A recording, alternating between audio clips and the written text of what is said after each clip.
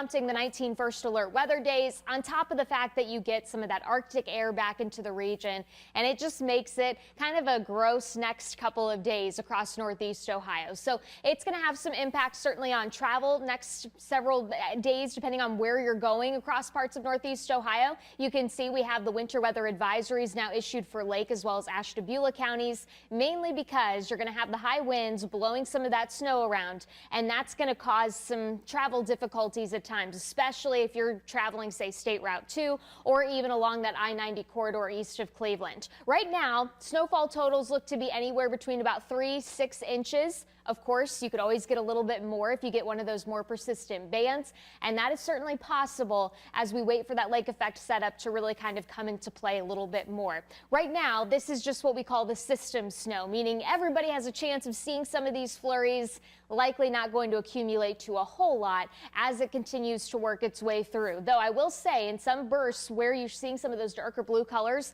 visibility has certainly dropped. You can see that on our visibility tracker. Akron about a half mile of visibility, Canton close to a mile. So just keep that in mind. It may slow you down a little bit as you're headed out and about. This is our ODOT camera at I-76 and Monroe Road, and you can just tell it gets a little bit hazy the farther out you start to look. So that's really going to be your biggest battle here as we go through the next couple of hours, waiting on that system to pass through, and then it's just waiting on those winds to increase, which will have a much bigger impact on how that temperature feels by the time we get into the later part of tonight. We'll walk you through everything that you can for the rest of the day and the coming week. Yeah, so we may see a couple more bouts of snow moving through. That's one of the reasons why we're not going to see a lot of sun today, but you're also going to get a lot of that wind, and that rolls through as we kind of go through the rest of this afternoon and eventually into this evening, with those peak winds happening actually as we go through the overnight hours tonight. It comes with an Arctic front, and that's what's going to give us a very different start to the day tomorrow,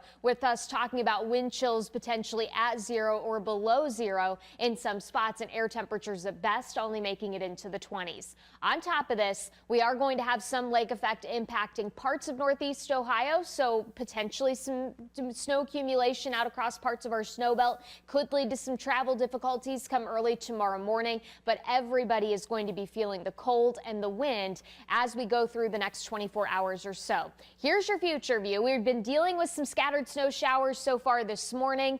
That line of snow is going to continue to work its way into Pennsylvania, so you'll actually see that a good majority of the rest of our afternoon actually stays pretty quiet. I'm not saying that the snow chance is 0 as we kind of approach the early part of this evening. You may get a couple light snow flurries trying to drift through, but this is not going to be a widespread snow event like what we kind of saw unfold earlier today.